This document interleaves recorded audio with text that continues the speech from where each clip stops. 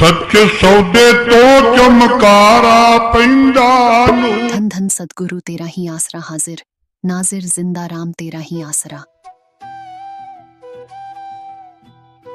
चाचा रखा राम जी, जो कि महाराज सावन सिंह जी के चताए हुए थे।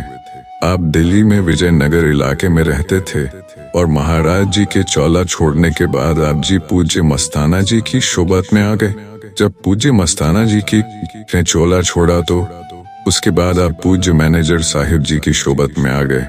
आप जी बहुत ही अभ्यास करने वाले जीव थे। एक बार इनके रिश्तेदारी में कोई शादी का प्रोग्राम था। सारा परिवार उस शादी में गया हुआ था। चाचा जी अकेले ही घर में थे तो रात को ही 4 डाकू घर में जबरदस्ती घुस आए। जितना भी घर में कीमती सामान था उन्होंने सारा लूट लिया। घर से जाने के टाइम उनके मन में ख्याल आया कि अगर इस आदमी को जिंदा छोड़ दिया तो कल को इसने पुलिस वगैरह में शिकायत कर दी तो हमें बिना वजह ही सारे जने परेशानी में पड़ जाएंगे। इससे बेहतर है कि इसको मार दो।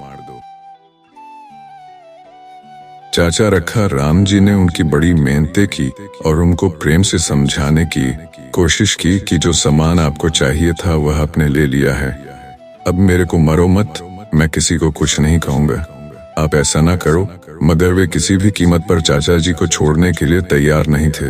अब मौत का खौफ था। सोचा कि चलो अब तो उसे सतगुरु का ही सहारा है।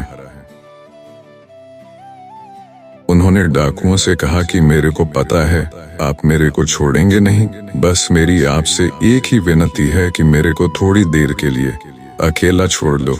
मैं अपने आखिरी समय अपने सतगुरु को याद कर लूं। इस बात के लिए डाकू मान गए कि जो करना है जल्दी करो, हमारे पास इतना टाइम नहीं है। अब मौत सामने दिख रही थी। अंदर से जितने भी दुनियादारी के ख्याल थे सारे निकल चुके थे। जैसे ही आप थोड़ी देर के लिए भजन पर बैठे, अंदर सतगुरु से विनती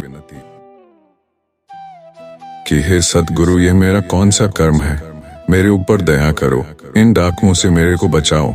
जैसे ही दीनता और प्यार से अंदर विनती की तो अंदर सूक्ष्म रूप में महाराज सावन सिंह जी ने दर्शन दिए और उन्होंने फरमाया कि देखो, बात ऐसी है कि आपने इन चारों को अलग अलग जन्मों में मारा है। मैं बड़ी मुश्किल से इनको इकट्ठा करके लाया हूँ ताकि चारों जन्म का कर्म एक ही जन्म में कट जाए।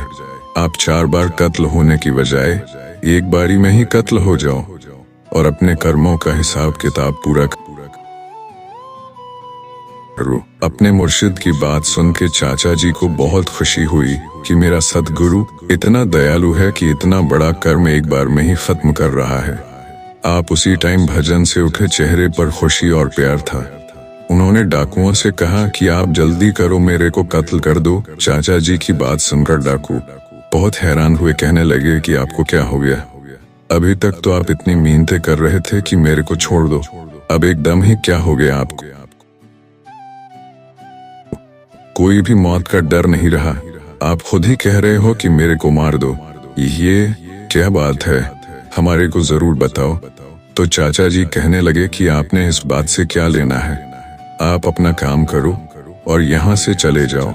मगर डाकुओं ने भी चाचा जी को मजबूर किया कि इस बात के बारे में हमें जरूर बताओ। आपके चेहरे पर मरने का कोई भी डर या चिंता नहीं है, आप खुद मरने को कह रहे हो। फिर चाचा जी ने उनको सारी बात बताई कि ऐसे हमने ब्यास डेरे से नाम लिया है, वो मेरे सदगुरु ने मेरे को यह सारी बात बताई है। डाकू बात सुन के बहुत ही हैरान हुए। कहने लगे कि आपका मुर्शिद इतना कमाई वाला है जिसको हमारे सारे कर्मों के बारे में पता है। फिर उन्होंने प्रेम से चाचा यह से विनती की कि अगर ऐसी बात है तो हम आपको नहीं मारेंगे। आपके 3 जन्मों के कर्म तो आपके संतों ने माफ कर दिए हैं। जो एक हिस्सा कर्म है वह हम आपको माफ करते हैं। कृपया करके हमें भी ऐसे संतों महापुरुषों के दर्शन करवाओ। हम भी ऐसे संतों से नाम लेकर अपना जन्म मरण सुधारना चाहते हैं।